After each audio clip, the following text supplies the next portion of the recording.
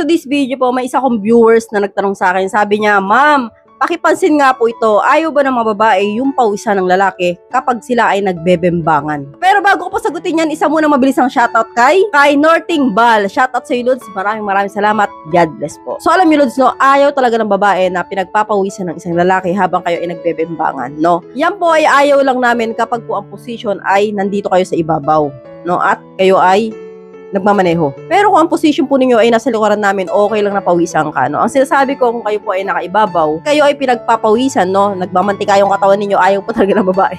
Kahit ako, ayoko yan eh. Kasi po una nakakadiri po, no? Kapag kayo po ay hinaplos ng babae na madulas, diba? Sa parang nandidiri yung babae dahil mamanti-mantika na madulas, no?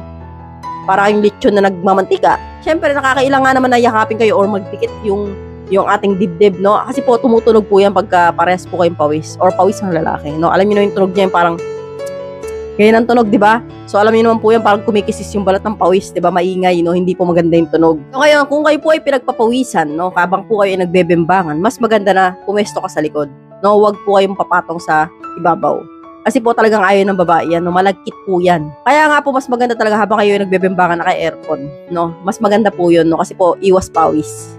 So, normal lang napawisan ka ng konti, pero yung talagang pawis na para kang lechong baboy na nahulog yung mga mantika mo, hindi po gusto ng babae yun, no?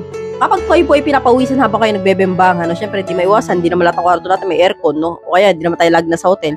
Maganda po kayo ng pamunas, yung t-shirt ninyo, punasan niyo po kagad. Huwag niyo hayaan na tumagaktak yung pawis, no? Sa babae, kasi po, ang babae madidismaya po dyan, no? So, alam ko, normal lang talagang pagpawisan. Syempre, nagtatrabaho kayo. Pero karamihan nga po sa mga babae maselan, no? Kaya po, kailangan iwas po talaga kayo sa ganyan, no, na pagpawisan kayo ng husto, no, habang po kayo nagbebembangan. And then, sabi ko nga, pag po kayo nagbebembangan, same position, no, wag po kayo talagang nasa ibabaw. Kasi po, ang babae talagang minsan, no, mawawala ng gana kapag po kayo ay pinagpapawisan ng husto. So, hanggang dito na lang po tayo, mga lods. I hope learned something new in this video. More videos to come, so stay connected and see you again to my next video. God bless. Bye-bye!